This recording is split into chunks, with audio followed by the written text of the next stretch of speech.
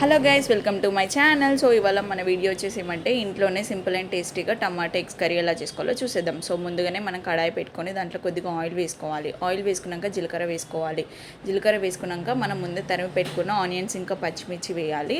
వేసాక బాగా మిక్స్ చేసేసి ఇప్పుడు మనం తగినంత సాల్ట్ వేసుకోవాలి. సాల్ట్ కూడా వేసుకున్నాక మనం తగినంత పసుపు కూడా వేసుకోవాలి. సో పసుపు కూడా వేసుకున్నాక రెండు బాగా మిక్స్ చేసుకోవాలి. సో ఇది టమాటా ఎగ్స్ కర్రీ కాబట్టి అల్లం వెల్లుల్లి పేస్ట్ ఫ్రెష్ ఇంకా కొద్దిగా ఎక్కువ వేసుకుంటే చాలా బాగుంటుంది అన్నమాట టేస్ట్. సో అల్లం వెల్లుల్లి పేస్ట్ కూడా వేసి బాగా మిక్స్ చేసి మనం ముందే కడిగి కట్ చేసి పెట్టుకున్న టమాటాస్ కూడా వేసేసి బాగా మిక్స్ చేసుకోవాలి. సో ఇలా 2 to 3 టైమ్స్ స్టెప్స్ రిపీట్ చేయాలన్నమాట. ఈ స్టెప్ ఊకే కలుపుకుంటూ, ఎందుకంటే కింద మాడిపోతుంది కాబట్టి. సో ఇలా మనం ఊకే కలుపుకుంటూ చూసుకోవాలన్నమాట టమాటాస్ ఉడికినాయా లేదా అని చెప్పేసి. సో మూత పెట్టేసి మీడియం ఫ్లేమ్లో ఉడికించుకోవాలి. సో దట్ మంచి ఈక్వల్గా ఉడికిపోతుంది. సో మా ఛానల్ కనుక చూస్తున్నట్లయితే ప్లీజ్ సబ్స్క్రైబ్ చేసుకోండి, లైక్ చేయండి, షేర్ చేయండి, కామెంట్ కూడా చేయండి. ఇంకా మీకు ఏమైనా రెసిపీస్ కావాలంటే కూడా కామెంట్ చేయండి. సో దట్ నేను ట్రై చేసి మీకు చూపిస్తాను అన్నమాట. సో ఇప్పుడు బాగా మిక్స్ చేసుకోవాలి.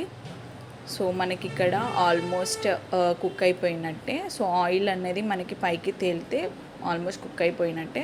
సో ఈ టైంలో మనం తగినంత కారం వేసుకోవాలి.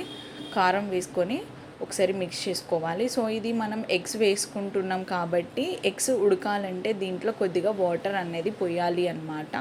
సో తగినన్ని వాటర్, ఎన్ని ఎగ్స్ తీసుకుంటామో దాన్ని బట్టి మనం కొన్ని వాటర్ తీసుకోవాలి. సో ఇక్కడ నేను 5 ఎగ్స్ తీసుకుంటున్నా. సో వేసాక ఇప్పుడు మనం కొత్తిమీర ఇప్పుడే వేయాలి. సో ఈ కర్రీలో కొత్తిమీర ఎక్కువ వేయడం వల్ల చాలా టేస్టీగా ఉంటుంది. సో మన వాటర్ పోసేసి ఒక 2 minutes సిమ్లో మనం ఉడికియాలన్నమాట కారం వేసాక.